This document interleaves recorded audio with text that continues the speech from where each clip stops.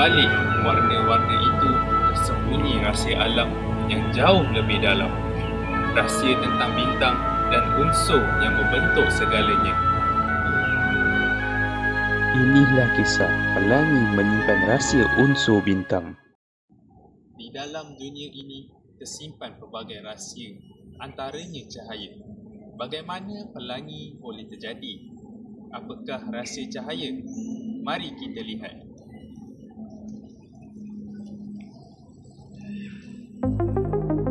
Jadi apa yang kita lihat di tengah ini ialah prisma. Prisma digunakan dalam spektrograf.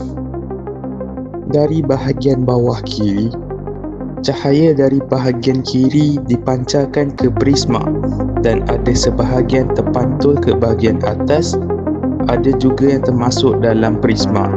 Cahaya putih yang berada di prisma itu dibiaskan dan disebarkan menjadi pelangi.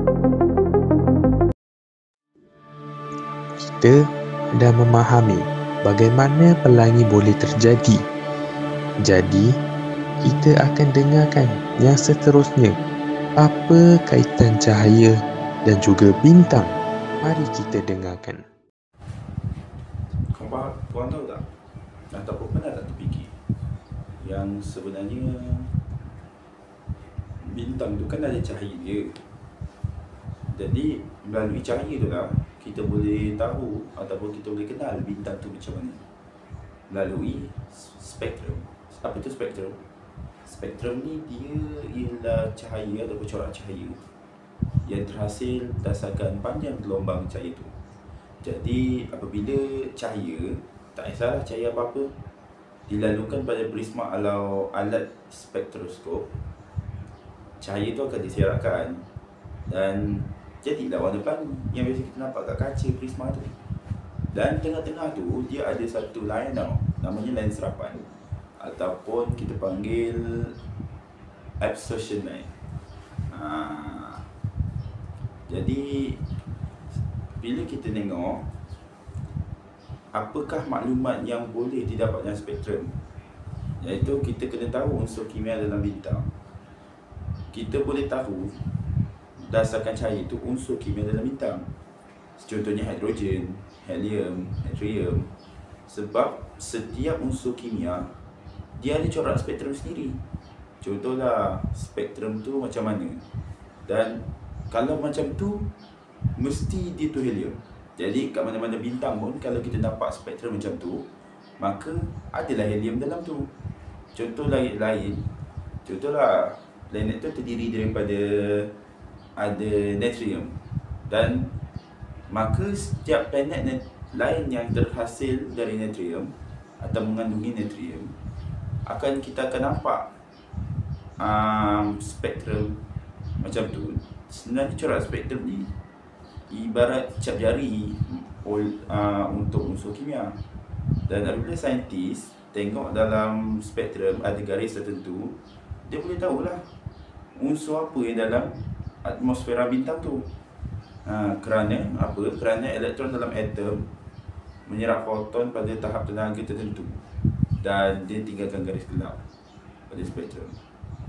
Jadi selain tu, spektrum juga boleh tolong kita tahu suhu permukaan bintang tu macam mana. Contohnya biasanya lah dia terbahagi pada dua kategori besar, iaitu biru putih dengan merah.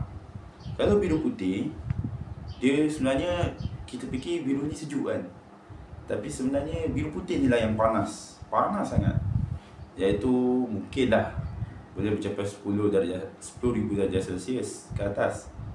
Tapi merah dia sejuk, bersejuk-sejuk dia pun 3,000 darjah Celsius lah. Jadi dua-dua sebenarnya panas bagi kita.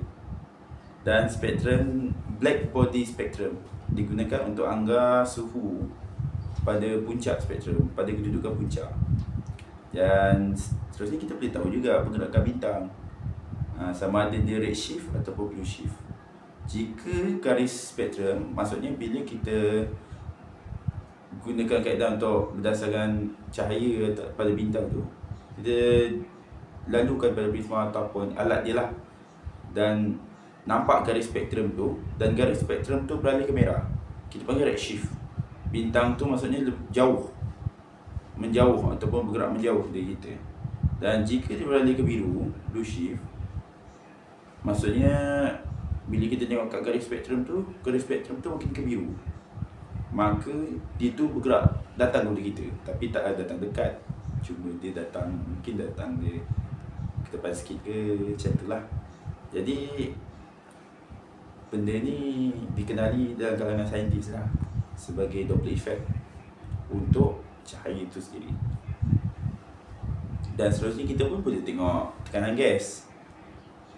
Lebar garis spektrum tu menunjukkan yang tekanan ataupun ketepatan gas pada atmosfera bintang tu. Jadi bila garis makin lebar, tekanan tu tinggi.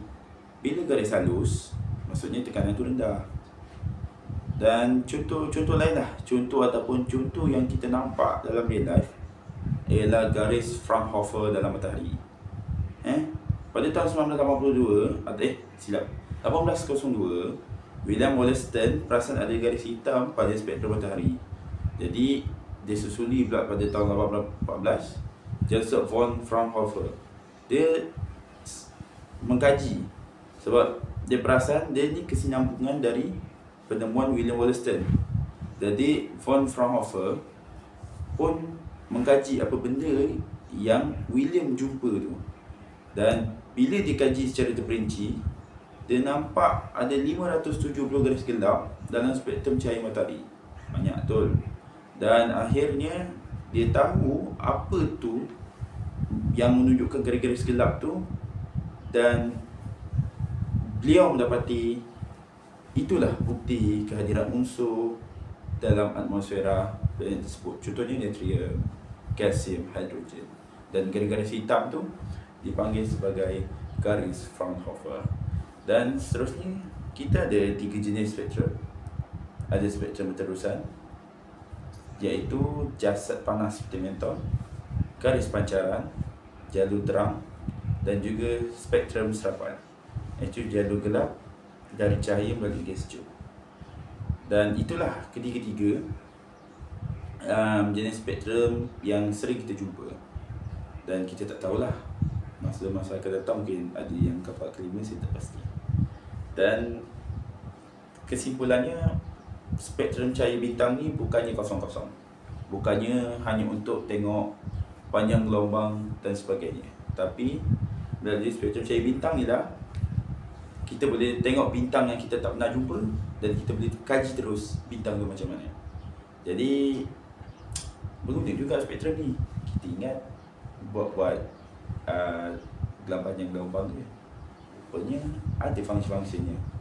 Dan bila kita tengok balik, sebenarnya Allah ni yang memudahkan cahaya para saintis untuk mengkaji penemuan ciptaannya tu. Jadi ambil lagi. Di sebalik keindahan cahaya, pelbagai maklumat yang tersembunyi tentang unsur-unsur yang berbentuk bintang dan planet.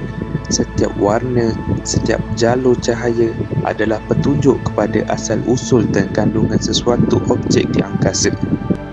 Melalui teknologi dan ilmu sains, manusia kini mampu membaca cahaya, memecahkan spektrum dan membongkar rahsia kimia bintang yang jauh di angkasa. Dari sinilah kita sedar bahawa walaupun bintang itu berjuta tahun cahaya jauhnya, cahayanya tetap sampai membawa maklumat dari masa silam. Maka benarlah, pelangi bukan sekadar keindahan, ia menyimpan rahsia unsur bintang. Dan dengan cahaya, kita belajar dengan lebih mendalam dan memahami alam semesta. Saya Muhammad Adwa, sekian, terima kasih.